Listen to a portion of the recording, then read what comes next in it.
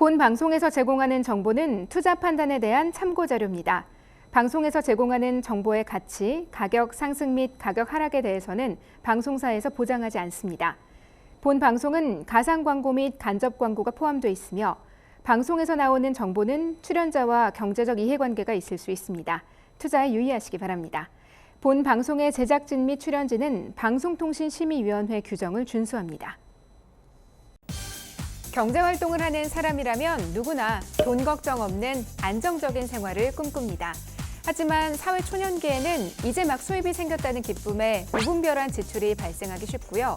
30, 40대에는 가정이 생기고 또 자녀가 성장하는 시기이기 때문에 돈을 모은다는 것이 참 쉽지 않습니다. 안정적인 생활을 위해서는 소득이 줄거나 사라질 때를 대비해서 각 연령대별로 적절한 재테크를 하는 것이 중요합니다. 네, 사회초년생은 수입의 50% 이상을 저축액으로 정하는 것이 좋은데요. 만약에 나는 의지가 부족하다 하시는 분들은 목표 저축액을 설정하신 다음에 이제 월급날 자동이체로 바로 저축해버리는 그런 강제 저축 시스템을 활용하는 것도 좋습니다. 30, 40대는 재산 형성을 위해 저축과 투자를 늘려야 하는 시기입니다. 이 시기에는 저축액과 목돈을 구분하여서 관리할 필요가 있는데요. 자녀가 없다면 저축 목표를 세후 수입의 30%로, 자녀가 있다면 세후 수입의 20%로 세우시는 것이 좋고, 서너 개의 유망한 적립식 펀드를 활용하는 것도 좋은 방법입니다. 네, 누구나 쉽고 빠르게 투자할 수 있는 생활 밀착형 재테크 이야기 지금부터 시작합니다.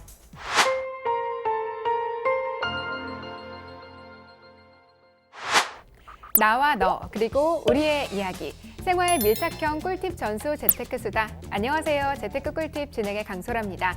오늘도 제 옆에는 주나펀드 이지연 대리님, 배명진 대리님 나와주셨습니다. 안녕하세요. 안녕하세요. 네, 2주 만에 뵙는데 또 마스크를 쓴 모습이라서 좀 슬프네요. 어떻게 지내셨어요? 오늘은 진짜 기필코 벗어야지 했는데 오면서 벗은 사람이 아무도 없더라고요. 뭘 벗어요? 마스크. 자켓 말고 마스크. 네.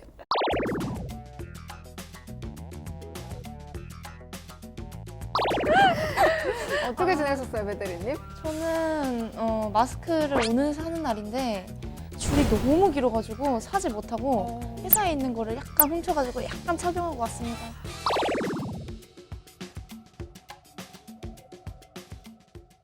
이게 안 된단 말이야. 재테크가 중요하단 말이야.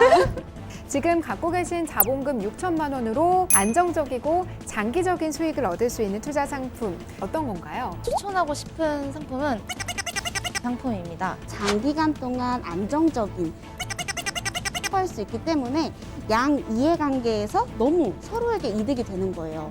다른 P2P 투자 상품과 좀 다르게 장기적으로 투자가 가능하다는 점도 좀 인상적이고요. 해외 시장은 어떤가요? 좀 더 규모가 큰 편인가요? 미국의 SLB 사례를 먼저 들어볼게요. 글로벌 투자 통계에 따르면 상업부동산 시장 규모는 달려 있습니다. 미국에서 1억이 거래가 많이 이루어지고 있고 또 늘어나고 있는 걸 보면 앞으로는 이보다 훨씬 더 큰 규모가 되지 않을까 네. 하는 기대가 듭니다. 네.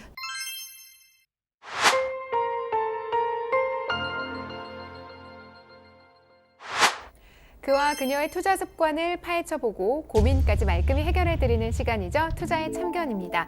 이 시간 기다리시는 분들 굉장히 많으시더라고요. 자기 얘기 같다 이렇게 공감도 많이 해주시고 또 두 분의 연기력 때문에 너무 재밌다고 반응이 아주 뜨겁더라고요. 네, 오늘도 기대 많이 하겠습니다. 알겠습니다. 저희 앞으로 매주 많은 사연들이 오고 있는데요. 첫 번째 사연 어떤 내용인지 한번 함께 살펴보겠습니다. 안녕하세요. 저는 화곡동의 소문난 효녀. 올해 35살이 된 직장인입니다.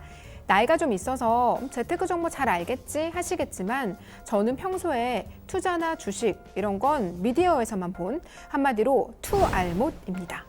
저는 효녀에서 벌써 어떤 고민인지 딱 느낌이 났어요. 느껴져요? 돈을 벌써 많이 쓸 것 같아요. 네, 들어보세요. 직장을 다니면서 새해 전에 월 240씩 벌고 이 월급으로 적금만 들고 있어요.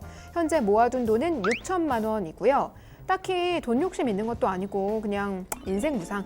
돈이 있으면 있는 대로 없으면 없는 대로 그냥저냥 잘 살고 있습니다. 가장 큰 소비라고 하면 부모님 용돈이겠네요. 부모님 댁에서 함께 살고 있어서 월세 대신에 용돈을 드리고 있거든요. 약간 저 같은데요. 효녀. 죄송합니다. 이제 이해했네. 사실 5년 후가 아버지 칠순이신데요. 여동생과 얘기를 하다가 칠순잔치 대신에 항상 가고 싶어 하시던 유럽 여행을 보내드리기로 했습니다. 언니, 올해 아빠 생신에 선물 뭐 해드리지? 선물은 뭐니 해도 현금이지. 아, 역시 현금이 최고지? 아, 근데 시간 진짜 빠르다. 아빠가 벌써 65살이야. 칠순도 진짜 금방이겠는데 5년밖에 안 남았네. 그러니까 그러면은 언니 칠순 때는 뭐 하냐? 그 TV에 나오는 잔치 해야 되는 거냐? 근데 100세 시대에 칠순잔치 같은 건 잘 안 할걸? 그래도 다들 생일이랑 똑같이 넘기기엔 조금 서운해 하실 것 같지? 우리 아버지가 또? 응. 또 가족끼리 할 수 있는 거를 좀 구상해보자. 그러면은 우리 가족끼리 해외여행 한 번도 안 가봤잖아. 그러면 엄마 아빠랑 여행 다니는 거 좋아하니까 가볼까? 좋은데? 근데 작년처럼 우리가 제주도 갔었잖아. 근데 응. 칠순 때는 약간 조금 멀리 보자고. 해외를 가볼까? 그러면 우리 해외여행 어디쯤 가볼까? 유럽 한번 가보고 싶다고 했었잖아. 근데 유럽 돈 진짜 많이 들잖아. 그래도 원하는 곳에 조금 보내드리고 싶으니까 5년 후면 이 언니가 좀 돈을 많이 모아볼게. 유럽 여행이 다른 나라보다 비싸긴 하지만 평생에 한 번이니까 원하는 나라에서 부족함 없이 풍족하게 여행할 수 있게 해드리고 싶어요. 그러려면 지금부터 5년간 유럽 여행을 위한 자금을 모아야 하는데요.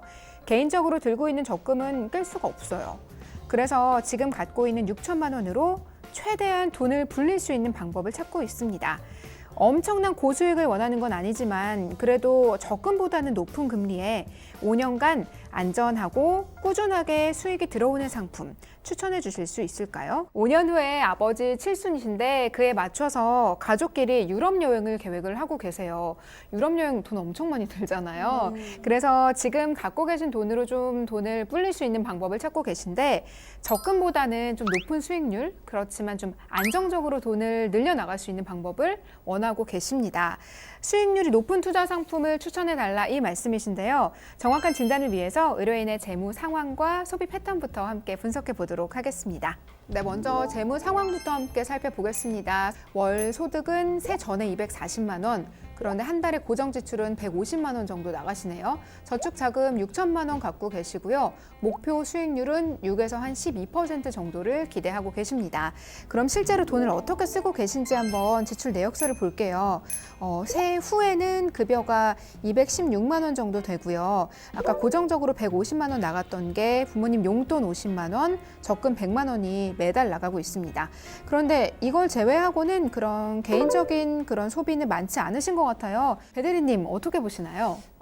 저도 진짜 한 효녀 하거든요. 효녀 가수 현숙이 있다? 하중동에 배명진 있다. 약간 이런 느낌인데 저는 근데 솔직히 나이가 이분보다는 어리기도 하니까 여행을 보내드린다라는 거는 조금 부담이 있는 게 사실이잖아요. 근데 이분은 되게 이렇게 자기의 취미 생활보다는 부모님을 먼저 위하는 모습이 너무 예쁜 것 같고 좀 저도 약간 좀 롤모델로 삼아서 이제 부모님께 더 열심히 효도를 하도록 하겠습니다. 자극을 받으셨군요, 우리 효녀께서. 자, 이 대리님 어떻게 보셨어요? 저도 지금 저희 언니랑 같은 계획을 지금 준비를 하고 있는데 네. 그래서 조금 더 와닿는 것 같아요. 그래서 이 6천만 원으로 엄청 나중에 부모님한테 정말 효도할 수 있는 그런 상품을 전 정말 머릿속에 지금 떠오르고 있는데 조금 있다가 우리 배대리님이 소개해 드릴 것 같습니다. 두 분이 한 효녀 하시기 때문에 이 사연에 더 공감하고 지금 딱 맞는 투자 상품을 벌써 떠올리고 계시는데요. 의뢰인에게 딱 맞는 해결 방법이 있을 것 같습니다. 지금 갖고 계신 자본금 6천만 원으로 한 6%에서 12%대로 근데 또 안정적이어야 돼요. 그렇죠. 정말 중요하고 소중한 돈이고 목표 또한 그렇기 때문에 안정적이고 장기적인 수익을 얻을 수 있는 투자 상품, 의뢰인에게 꼭 맞는 투자 상품 어떤 건가요? 제가 추천하고 싶은 상품은 SLB 상품입니다. SLB랑 한계차주 주택 매입 사업이라고 하는데요. 이제 원리금 상환이 어려운 한계차주들의 주택을 재임대해주는 상품이에요. 제가 예를 들어볼게요. 배명진이 집이 있어요. 네. 근데 이 원리금 상환을 하고 있던 도중에 제가 회사에 잘린 거예요. 네. 이유는 모르겠어요. 하여튼 집이 잘려서 이제 원리금 상환이 어려워지게 되자 이제 가계대출에 대한 부담이 점점 커지는 거죠. 그러다가 이제 보다가 SLB를 알게 된 거죠. 그래서 제 집을 살고 팔았지만 그래도 안정적으로 그 집에서 살 수 있는 권리도 유지해 가면서 5년 후에 다시 제 집을 다시 살 때 먼저 이제 매입할 수 있는 우선 매입권까지 갖는 걸 SLB라고 합니다. 굉장히 좋은 상품이다 이런 생각이 드는데요. 이 상품 추천해 주시는 이유가 있겠죠? 아우 너무 많은데 조금만 기다려주세요. 또 이번 주도 역시나 밀당을 이어가 주십니다. 방송 시청하시다가 궁금하신 점 있으신 분들은요. 022128-3330번으로 전화 주세요. 저희가 방송 중, 방송이 끝난 이후에도 언제나 친절한 상담 도와드리고 있습니다.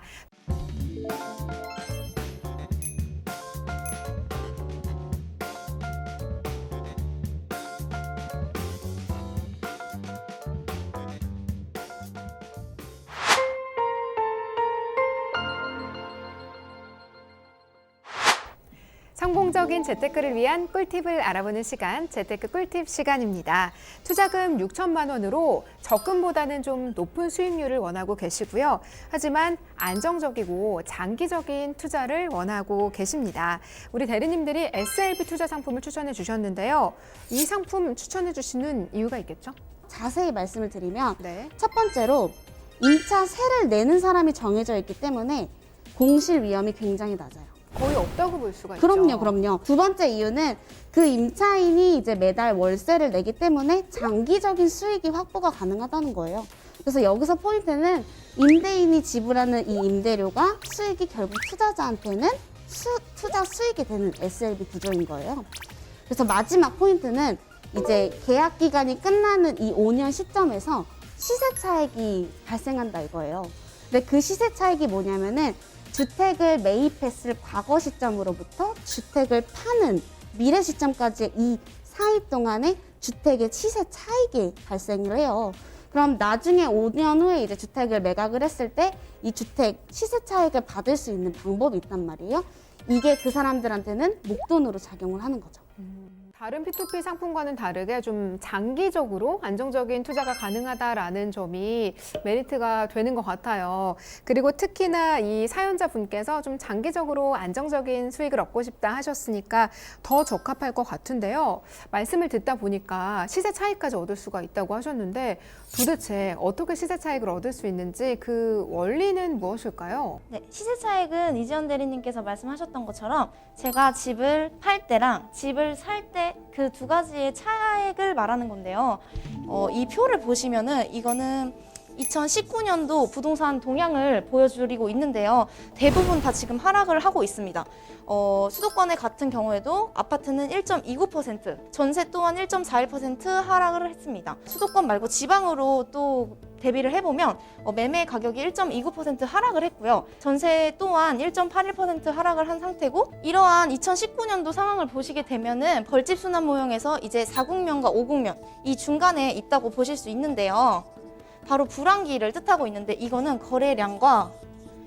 거래량도 내려가고 가격 또한 내려가고 있는 아주 부동산 침체기를 지금 현재 보실 수 있고요. 이 국면을 보시면 총 6국면으로 나타나는데요. 이 6국면은 5년을 주기로 진행을 한다고 생각을 하시면 돼요. SLB 상품 또한 5년을 주기로 진행을 하고 있으니까 만약에 저희가 여기서 투자를 했어요. SLB 상품을 했었을 때 이제 5년이 지나서 저희가 이제 수익을 볼 수 있겠죠. 이 회복기가 되면. 그러면 여기서 나타나는 추가 수익을 바로 시세 차익이라 하고 이 국면이 돌아가면서 점점 저희는 돈을 더 얻을 수 있는, 목돈을 얻을 수 있는 그런 프로세스를 보실 수 있습니다. 네, 배대리님 설명 들어보니까 SLB 상품은 안정적인 수익금 그리고 시세 차익까지 얻을 수 있다 이렇게 정리를 해주셨는데요.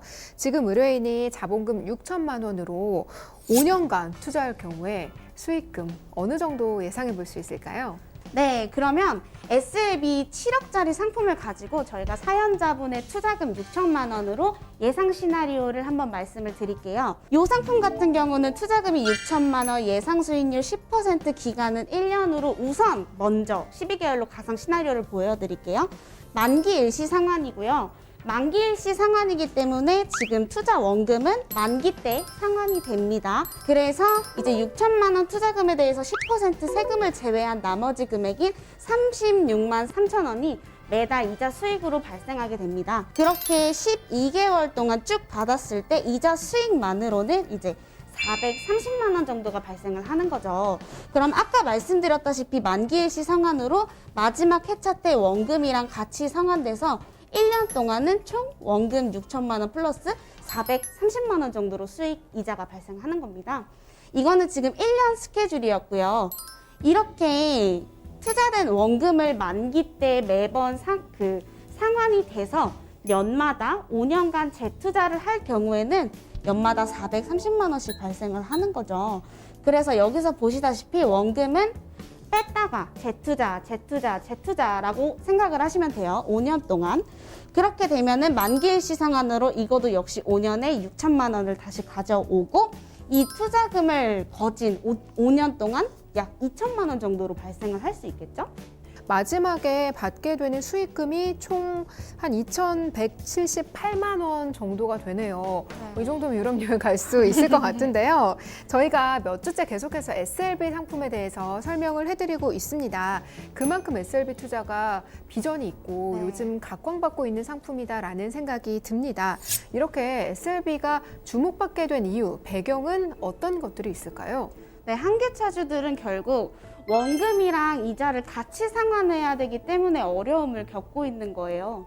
그래서 제가 왜 이 SLB가 원금과 이자를 같이 상환을 하는지에 대해서 배경 설명을 조금 드릴게요. 국제 회계 기준이 지금 바뀌었어요. 그래서 경제 활동을 하는 기구들이 이 회계 기준에 맞춰서 이제 기업을 운영을 해야 되는 거예요. 근데 이 운영을 어떻게 하냐? 배송 충당금을 보유해라. 그러니까 미래에 발생할 리스크에 대해서 너네가 그거에 대비를 해. 유보금을 가지고 있어. 이런 말이에요. 은행도 역시 국제 회계 기준을 따라야 돼요. 그래서 기존에 대출 나간 한계차주들한테 너네 대출 이거 나가서 여태까지 이자만 냈으니까 이제는 원금이랑 이자랑 같이 내 라고 하니까 한계차주들이 기존에 이자만 냈으면 됐었는데 이제는 원금이랑 이자를 같이 내야 하니 집에서 쫓겨나고 집이 경매로 넘어가고 이런 상황에 처한 거예요. 이런 세 가지의 키포인트의 그런 배경이 있었기 때문에 한계차주들은 원금 플러스 이자를 같이 내야 됐던 거죠.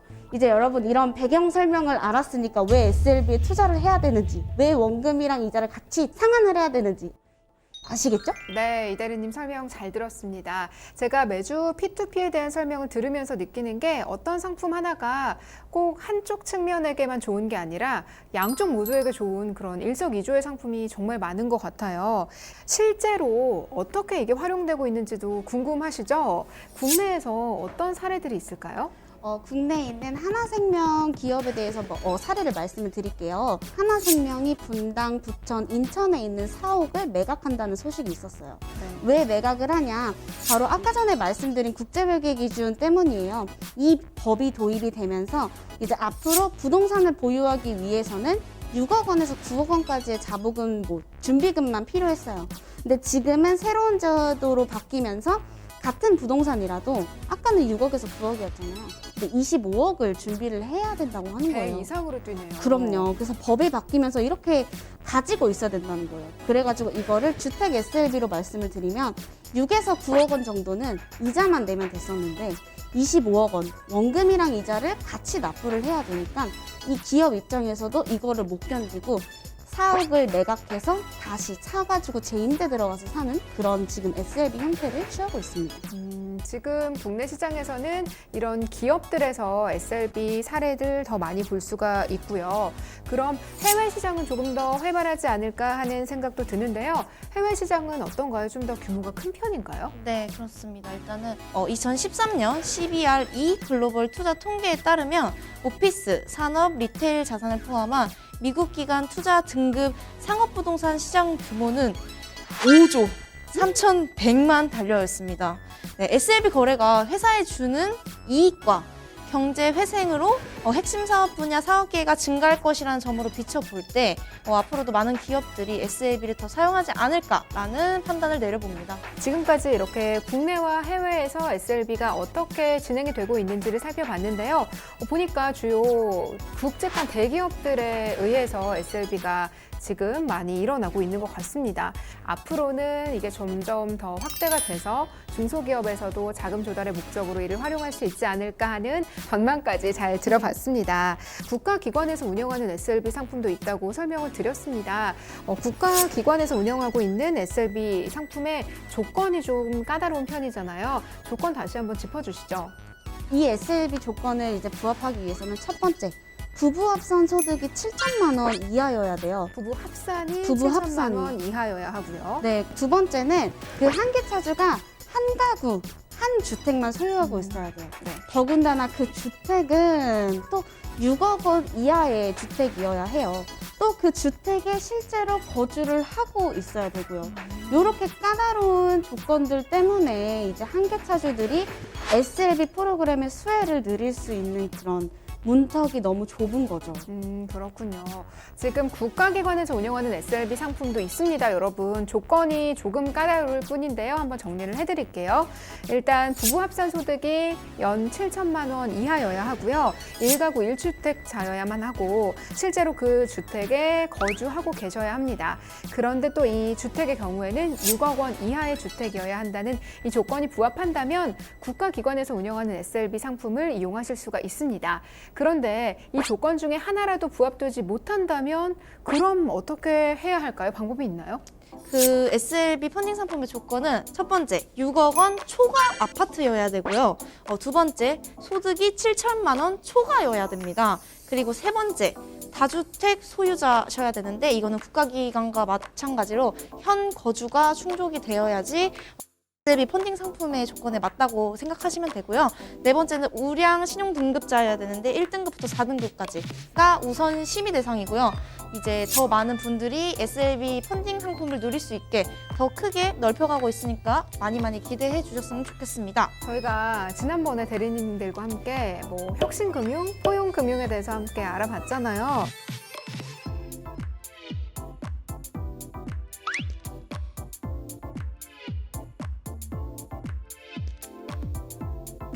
지금 이 설명을 들어보니까 SLB 투자 상품을 만든 건 혁신금융에 해당되고 이렇게 좀 문턱을 낮춰서 많은 사람들이 이용할 수 있게 하는 게 바로 포용금융의 예시가 아닌가 하는 생각이 드는데 이게 맞나요? 맞습니다. 네, 우리가 같이 공부한 금융 이런 용어가 또 실제로 투자 상품에 적용이 된다고 생각하니까 더 재밌지 않으세요, 여러분? 이렇게 같이 공부해 나가면서 또 재테크 이렇게 자산도 불려 나가는 시간이 됐으면 좋겠습니다. 그렇다면 SLB 투자에 대한 꿀팁 한마디씩 들어봐야겠죠? 먼저 배대리님부터. 네, SLB 상품은 저금리지만 안정적인 상품이다. PF 같은 거는 되게 고금리잖아요. 근데 그거보다는 약간은 금리가 낮지만 되게 안정적이라고 말씀을 드릴 수 있습니다. 네. 그러면 이 대리님은요? 저는 이렇게 말하고 싶어요. 한계 차주에게는 구제를, 그리고 투자자에게는 호재를 이렇게 말씀드리고 싶어요. 라임을 살리셨네요. 래퍼. 약간 이렇게 말씀드리고 싶어요. 왜냐하면 이제 한계 차주에게는 구제, 주거 안정과 그리고 안정적인 임대를 낼 수 있는 중금리의 그런 상품을, 그리고 투자자에게는 안정적으로 고정되어 있는 장기 수익과 훗날 받게 되는 이제 시세 차익의 목돈 마련, 이렇게 정리를 해드리고 싶네요. 네, 두 분 대리님이 꿀팁으로 아주 간단하게 정리를 해주셨습니다. 먼저 이 대리님은 한계 차주 그리고 투자자 모두에게 좋은 상품이다 이렇게 정리를 해주셨고요. 우리 배 대리님은 좀 안정적인 P2P 투자를 원하신다면 바로 SLB로 오셔라 이렇게 정리를 해볼 수가 있겠습니다. 저희가 방송 통해서 꿀팁 많이 전해드리고 있는데요. 이러한 재테크 노하우를 오프라인에서도 들어볼 수 있는 기회가 있다면서요? 주제, 떠오르는 SLB 시장 파헤치기입니다. 장소는 서울 강남구 테헤란로 3원타워 303호고요. 매주 수요일 오후 2시인데요. 선착순 20분만 받으니까 02-2128-3330으로 전화 예약 필수입니다. 네, 세미나 원하시는 분들은 02-2128-3330번으로 전화 주시고요. SLB 투자 상품에 대해서 조금 더 알고 싶다 하시는 분들 이번 기회에 꼭 오프라인에서 강의 들어보셨으면 좋겠습니다.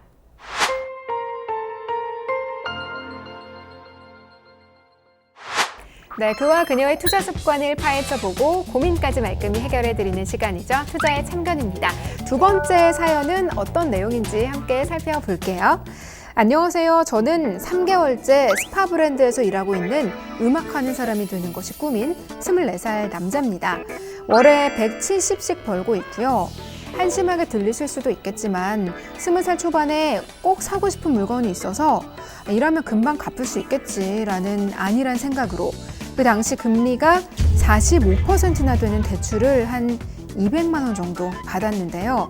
그 이후로 갑자기 돈 쓰게 될 일이 많이 생겨서 아직도 이자만 간신히 갚고 있는 상황입니다. 뭘 샀는지 너무 궁금해요. 네, 20살 초반에 대출을 받았다는 사실 자체가 조금 어려운 상황이긴 하네요. 사실 부모님께 말씀을 드릴까 이 생각도 해봤지만 말씀드리게 되면 저에게 실망하실 게 뻔하고 성공할 거라고 호언장담하고 독립을 했는데 지금 와서 돈을 빌리는 것도 죄송스러워서 말씀을 못 드리고 있습니다. 친구들은 모두 대학교를 다니고 있고요. 용돈 받아 쓰는 상황이라는 걸 알기 때문에 친구에게도 빌리지 못하고 있어요. 왔어? 야, 오랜만이다, 야. 야, 잘 지냈어? 어떻게 지내? 나야 뭐 그냥 알바하면서 하루 먹고 살지 뭐. 너는? 감기 걸렸니? 나는 취직 준비 때문에 요즘 진짜 하루 바빠. 집, 학교, 도서관만 다닌다. 진짜 너는 얼굴이 무슨 일이야? 도대체? 야, 사실 아무한테도 얘기 안 했던 건데 내가 예전에 대출 한번 받았거든. 대출? 대출 받은 일이 뭐가 있어? 얼마나 받았는데? 지금 200만 원 정도 남았어. 그래도 너 지금 일하니까 금방은 아니더라도 뭐 어쨌든 갚지 않을까? 야, 그게 그때 금리가 너무 높아서 이자 내기도 벅차. 너도 알잖아, 내 슬로건. No music, no life. 음악 한다고 독립해서 자취방구 하느라 돈 쓰고 이리저리 쓸 때가 많았어. 부모님한테도 말 못하겠고 이제 좀 낮은 걸로 갈아타고 싶은데. 우리 누나 요즘 P2P 펀딩 하던데 내가 듣기로는 개인 대출도 가능하다 들었거든? 너도 한번 알아봐. 어느 날 친구와 대화를 하다가 P2P 펀딩으로 개인 대출이 가능하다는 걸 알게 됐습니다. 1년 동안 알바하면서 돈을 그만큼도 못 모았냐라고 생각하실 수도 있는데요. 자취방도 구해야 했고요. 이래저래 나갈 돈이 많아서 돈이 정말 모이지 않더라고요. 또 이자율이 워낙 높으니까 이자 갚는 것도 빠듯했습니다. 그래서 이제라도 이자가 좀 낮은 상품으로 갈아타고 싶어요. 얼른 원금 갚고 제가 하고 싶은 음악도 하고 악기도 배우고 싶습니다. 제 인생의 짐이 된 이 대출금을 얼른 털어버리고 멋진 어른이 될 수 있게 저에게 딱 맞는 조언 부탁드립니다. 라고 사연을 보내주셨습니다. No music, no life. 거의 김보성 씨인 줄 알았어요, 저는. 울 뻔했어요, 저 진짜. 네. 20살 초반에 아주 어렸을 때 정말 겁 없이 좀 대출을 받으셨던 것 같아요. 아주 높은 금리의 대출을 받으셨는데요. 이자율이 높아서 지금 받았던 기존의 대출 상품보다 좀 낮은 상품으로 갈아타고 싶다. 이렇게 요청을 해주셨습니다. 우선은 의뢰인의 재무 상태와 소비 패턴을 한번 저희가 살펴볼게요. 네, 재무 상황 한번 살펴보겠습니다. 캐릭터도 뭔가 뮤지션 같지 않나요? 네, 24살이고요. 뮤지션을 꿈꾸는 알바생입니다, 현실은. 월 수익은 170만 원 정도 되고요. 고정 지출이 한 50만 원이네요. 대출금이 200만 원인데 금리가 중요하죠. 45%대의 금리로 200만 원을 빌려서 쓰고 계십니다. 재무 상황 살펴봤고요. 일단 소비 패턴을 한번 저희가 분석을 해보겠습니다. 이자가 한 달에 7만 5천 원씩 나가고 있어요. 그리고 교통비나 카드값, 침대를 사셨구나. 핸드폰 요금은 13만 원 정도 되고요. 월세 35만 원. 이것까지만 해도 사실 여유 자금이 그렇게 크진 않아 보여요. 네. 그 뒤로는 식사나 디저트 이런 소소한 소비이신 것 같은데요. 지금 살펴보니까 사실 약간 한숨이 나오네요. 170만 원 정도 월 수익이신데 월세, 교통비, 휴대폰 요금까지 하면 월로 고정으로 지출되는 금액이 큰 것 같습니다. 어떻게 보셨나요, 배 대리님? 저는 일단은 너무 조금 슬픈 것 같아요. 왜냐면은 요즘에 카푸어라는 말을 혹시 아시나요? 그러니까 남자들은 아무래도 차를 사고 싶잖아요. 네. 그래서 이제 알바, 편의점이나 이런 알바를 2탕을 뛰면서 이제 유지비가 100만 원 이렇게 나가도 그게 사나요? 네, 차를 삽니다. 근데 이런 경우가 진짜 많고 기사들도 되게 많이 뜨더라고요. 요즘 카푸어가 되게 많고 그래서 이게 한때의 낭만이냐 뭐 허영심이 가득한 소비냐 약간 이런 타이틀로 기사도 많이 나더라고요. 이분도 그런 느낌으로 맞습니다. 20살 초반에 꼭 갖고 싶은 게 있어요라는 생각으로 사실 그 형편에 맞지 않는 소비를 하신 거죠. 대출까지 받아서. 어떻게 생각하세요, 이 대리님? 저는 저번에 어떤 기사를 봤는데 대학생 땡땡씨가 24살. 되게 어렸다. 이 친구랑 동갑이네. 또 어려. 근데 이제 1금융권에서 10% 금리를 가지고 300만 원 대출을 받은 거예요. 근데 이유가 기숙사비 마련하려고. 그래서 산 거예요. 네. 그런데 이제 만기가 다가오자 이 대출 원금을 상환을 못 한 거예요. 어디 가겠어요? 이제 2금융권을 간 거예요. 근데 2금융권을 갔는데 29% 금리로 그 만기를 어쨌든 막았어요. 네. 근데 만기를 막았지만 사람은 적응의 동물이라고 또 두 번째 만기가 찾아온 거예요. 그래서 세 번째로 이제 문턱을 두드린 거지. 그래서 금리가 10%로 대출받았던 게 네. 39%까지 추가 대출을 받아서 그분은 결국 신용불량자가 됐어요. 24살인데. 근데 이렇게 금융감독원의 이제 자료에 따르면은 대부업체에서 대학생들이 대출을 받는 그 현황이 평균 금리가 36.6%라고 해요. 이게 정말 심각한 일인 거죠. 그러네요. 굉장히 높은 금리로 돈을 빌리는 건데 아직 그런 경험이 많지 않다 보니까 이게 얼만큼 위험한 일인지 얼만큼 이게 어마어마한 일인지를 느끼지 못하는 것 같아요. 그렇기 때문에 이분도 사실 조금 형편에 안 맞는 그런 소비를 사실 줄였어야죠, 처음부터. 맞아요. 그러면 제일 좋았을 텐데 이미 이렇게 된 상황이니까 지금 이 상황을 어떻게 가장 슬기롭게 헤쳐나갈 수 있는지 저희가 그 방법을 함께 모색해 보도록 하겠습니다. 대출 금리가 45%나 되고요. 다달이 이자를 내기에도 좀 벅찬 상황이라는 생각이 듭니다. 지금보다 낮은 금리의 상품으로 옮겨가고 싶다라고 요청을 해주셨는데요. 이런 의뢰인에게 꼭 맞는 대출 상품도 있을까요? 오케이. 교제해주겠다. 개인 신용대출 상품. 추천해드릴게요. 지금 그 눈빛에서 따라가야 될 것 같은 그런 느낌을 받았습니다.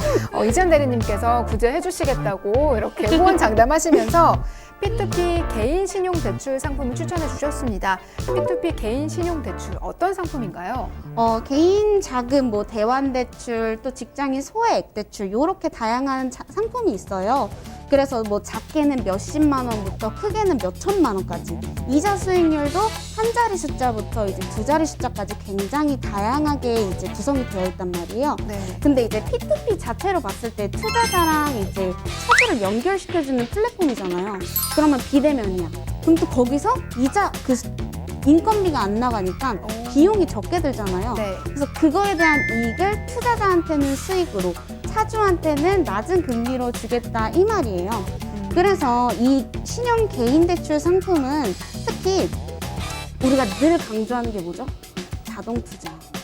분산 투자. 분산 투자를 여기서 활용할 수 있어요. 하이리스크, 하이리턴 그 P2P 상품과 함께 이렇게 적게는 몇십만 원, 뭐 혹은 적게는 한 자리 숫자 수익률을 동시다발적으로 분산 투자를 하시면은 여러분들의 이제 투자 위험도 낮추고 세금도 줄여서 일단 쌍피 효과를 누릴 수 있으시겠죠? 네, 개인 신용 대출 상품은 지금 말씀해 주셨다시피 종류도 굉장히 다양하고요. 그에 맞게 이자율도 다양하다는 점을 먼저 알고 계시면 좋을 것 같습니다. 또 투자자와 대출자 모두에게 윈윈 되는 상품이니까요. 더 자세한 내용은요? 일단 배드님이 말해주셨잖아요. 밀당의 고수 두 대리님과 함께하고 있습니다. 방송 시청하시다가 궁금하신 점 있으신 분들은요. 022128-3330번으로 전화 주시기 바랍니다.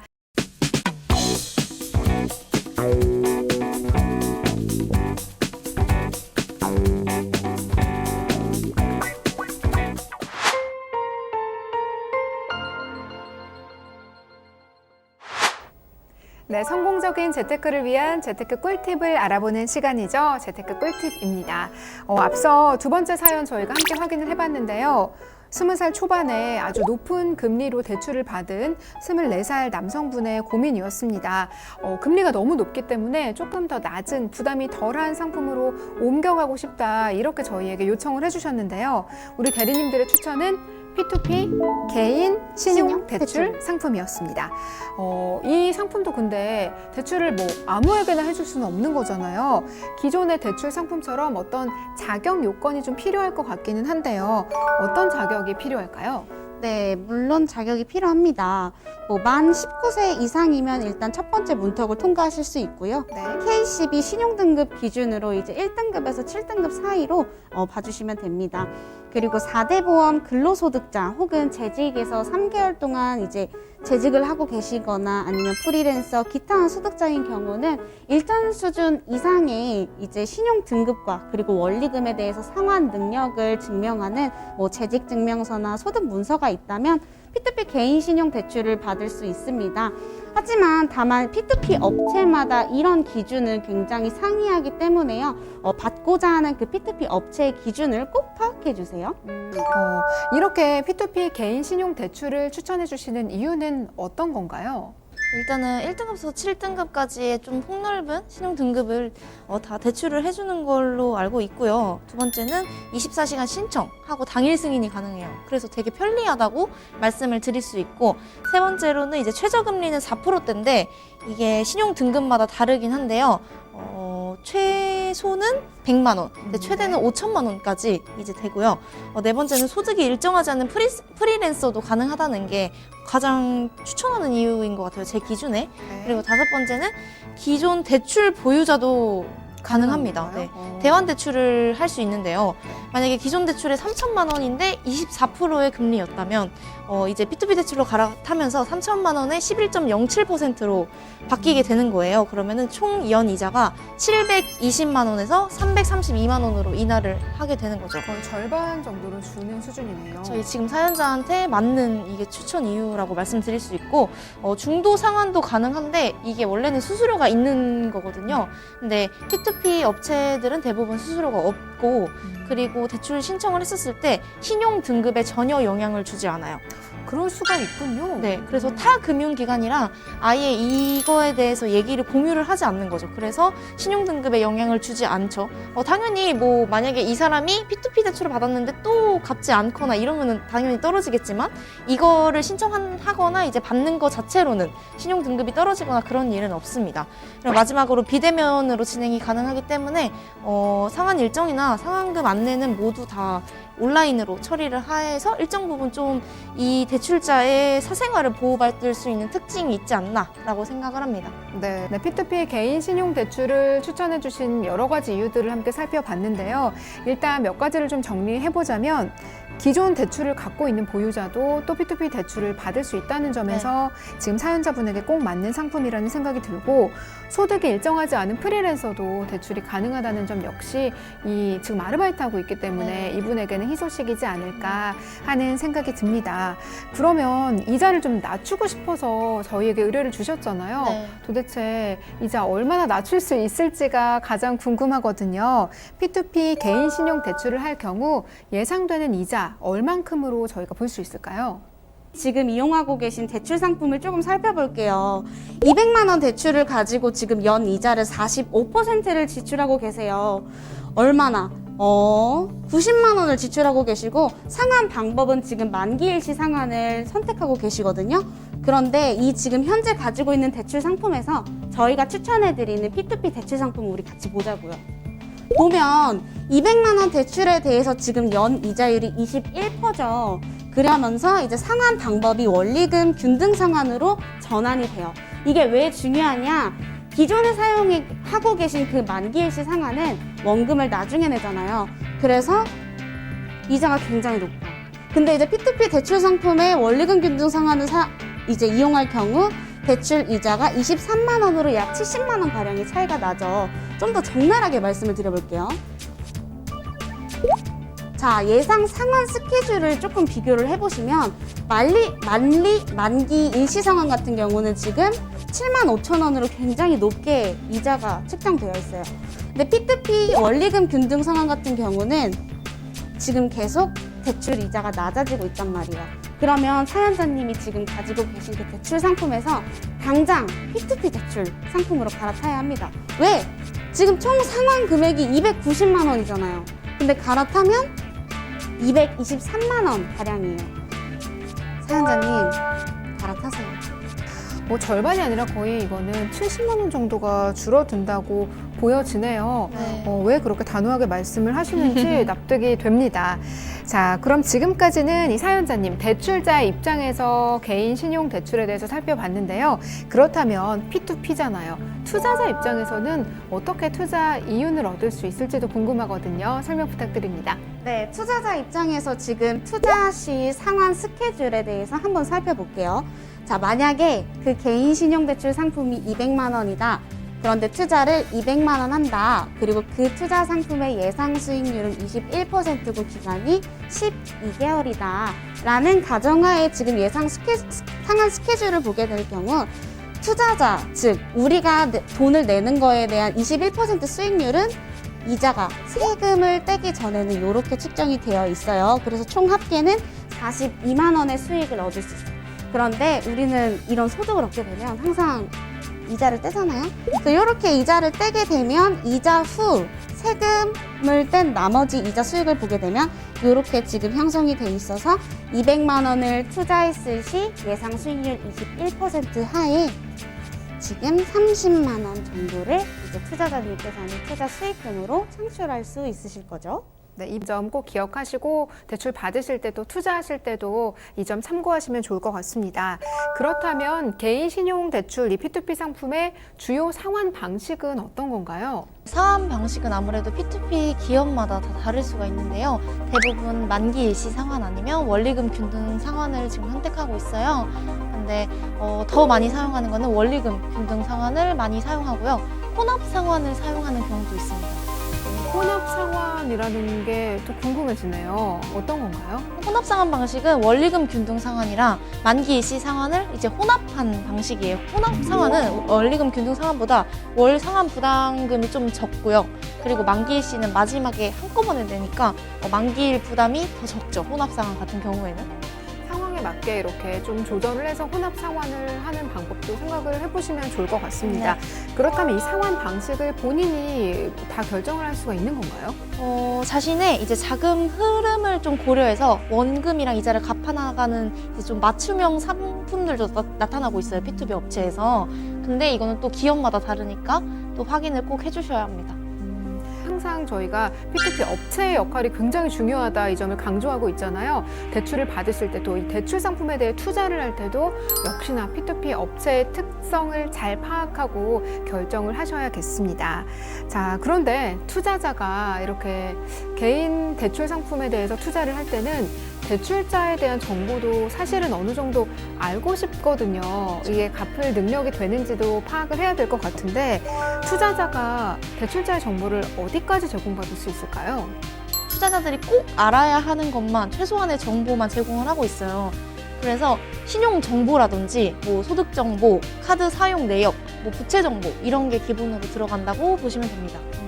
그러면 투자자가 리스크를 좀 어느 정도 대응을 하고 대처할 수 있는 방법들은 있을까요? 늘 만약에 연체가 계속 지속이 되면 기한 이익을 상실을 시켜서 압류가 들어간다든지 만약에 예금이나 부동산, 뭐 자기가 지금까지 일하고 있는 회사에서 일을 하고 있었을 때 급여라든지 이런 거를 압류를 넣거나 소송에 들어가거나 아니면은 경매에도 들어가고 법적 절차를 다 밟고 있어요. 그래서 그걸 통해서 투자자의 리스크를 조금 줄여나가고 있거든요. 리스크를 줄여나가는 일은 P2P 업체가 이렇게 열심히 해드리고 있다. 이렇게 정리를 해볼 수가 있겠습니다.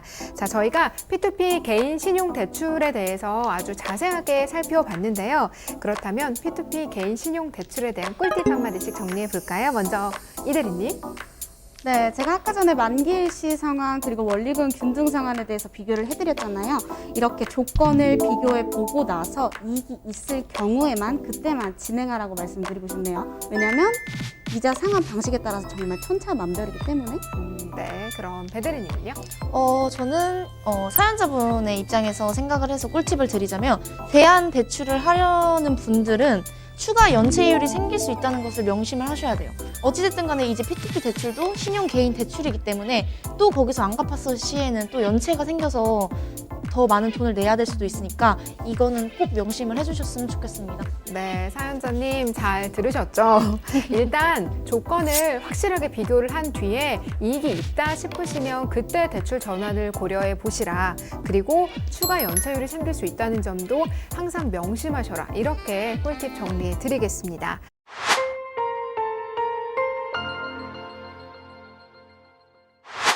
네, 핀테크 투자 대상인 회사와 상품을 소개하고 실전에서 적용할 수 있는 투자 노하우를 알려드리는 시간이죠. 핀테크 투자 백서 시간입니다.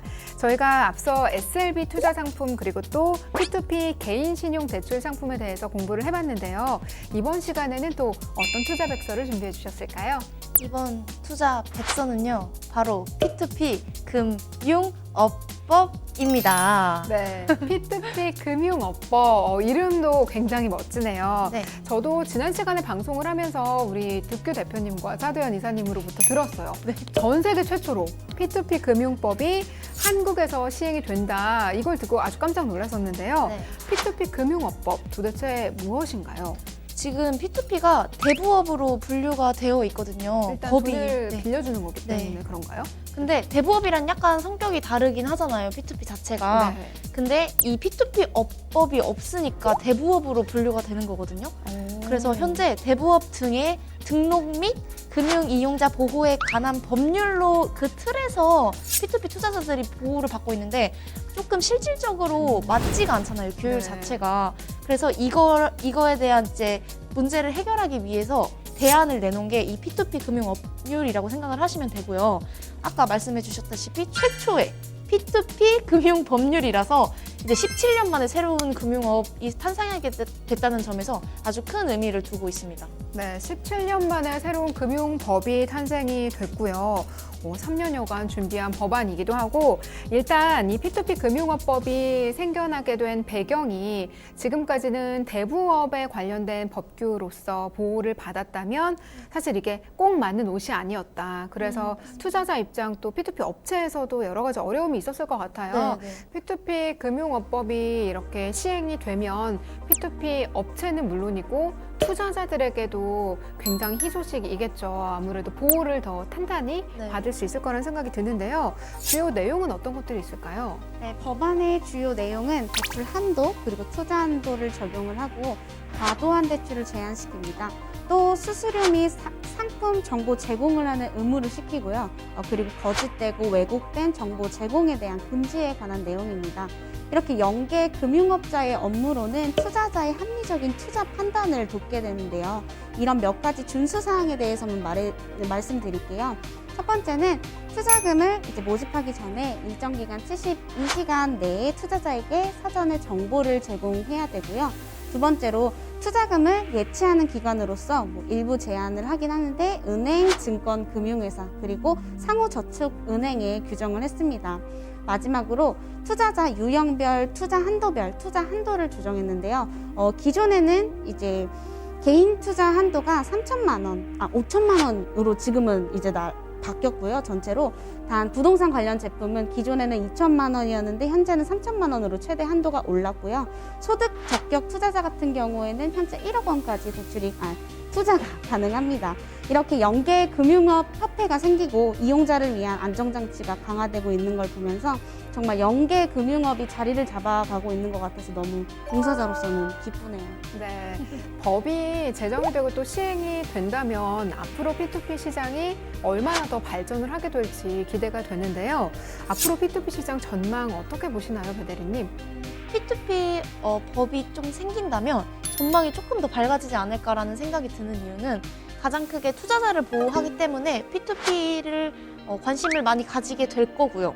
연체율도 더 낮아질 거고, 그리고 기업들도 어찌됐든 간에 이 법 테두리 안에서 좀 안 좋게 망한다든지 이런 일은 없을 거라고 생각이 들기 때문에 저는 되게 이 P2P 시장의 전망을 좋게 보고 있고요.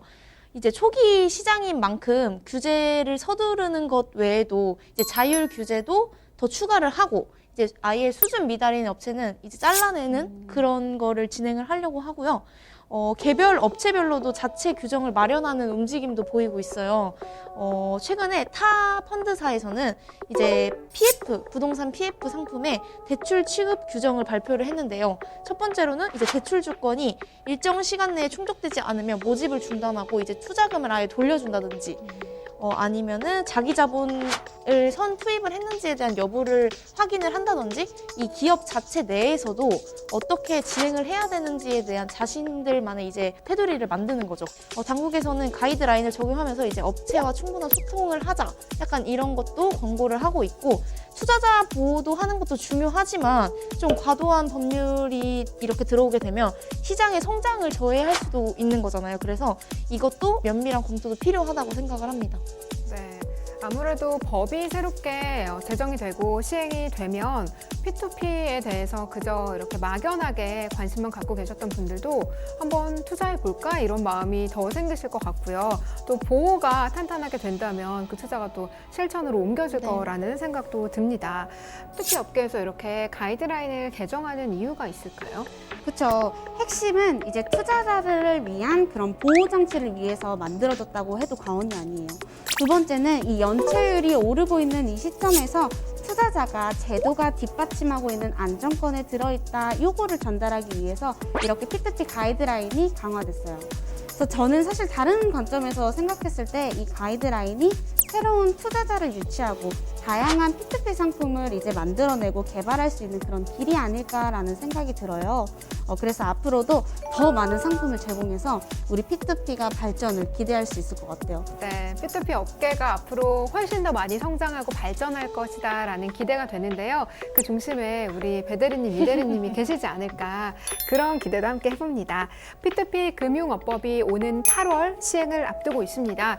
P2P 금융 투자자가 이제는 국가의 감독과 또 법의 보호 안에서 투자를 하게 될 텐데요. 보다 안전한 P2P 금융을 만나보실 수가 있을 것 같습니다. 자, 오늘도 이렇게 저희가 쉼없이 달려왔어요. 두 대리님과 함께 쉽고 재미있게 재테크 수다 나눠봤는데요. 오늘 어떠셨나요, 배 대리님? 저는 이 법을 굉장히 기다리고 있거든요. 네. 왜냐면은 더 많은 분들을 만날 수 있을 것 같아서 너무너무 기대가 되는데 이 법이 8월 27일 날 개정되고 나서 더 많은 분들이 함께할 수 있도록 기다리고 또 기다리겠습니다. 감사합니다. 네, 이 대리님 오늘 어떠셨어요? 저는 더 다양한 분야의 P2P 상품을 우리 대출 차주분들에게, 투자자분들에게 이제 전달할 수 있을 것 같아요. 너무 기대돼요, 저도. 정말로 이 두 분이 법안이 시행되기를 이렇게 기다리는 아마 가장 기다리는 두 분이 아닐까 하는 생각이 듭니다. 오늘도 정말 쉽고 재미있게 저희와 경제상식 함께 공부해 주신 두 분께 감사하다는 말씀 드리고요. 여기서 보내드리도록 하겠습니다. 두 분 고맙습니다. 감사합니다.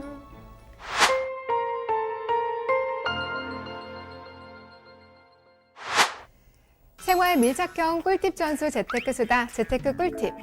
오늘은 한계차주의 주택 매입 사업에 투자하는 SLB 투자 상품과 소액 투자자들이 자금을 모아서 개인에게 대출을 해주는 P2P 개인 신용 대출 상품에 대해서 살펴봤습니다. 또 이러한 투자자들을 보호하는 내용의 P2P 금융업법에 대해서도 함께 살펴봤는데요. 앞으로도 저희 재테크 꿀팁과 함께 하시면서 계속해서 다양한 재테크 노하우 얻어가시길 바랍니다. 방송 시청하시다가 또 끝난 이후에도 궁금하신 점 있으시다면 언제든지 전화 주시기 바랍니다. 022128-3330번이고요. 전화 문의하시면 저희가 친절한 상담 방송 끝난 이후에도 도와드리고 있습니다. 저희는 그럼 다음 주 금요일 이 시간에 또 유용한 재테크 노하우 들고 돌아오도록 하겠습니다. 시청해주신 여러분 고맙습니다.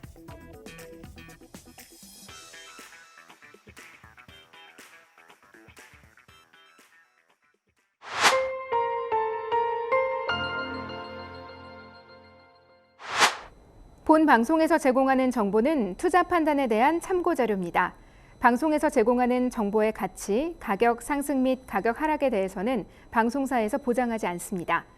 본 방송은 가상 광고 및 간접 광고가 포함되어 있으며 방송에서 나오는 정보는 출연자와 경제적 이해관계가 있을 수 있습니다.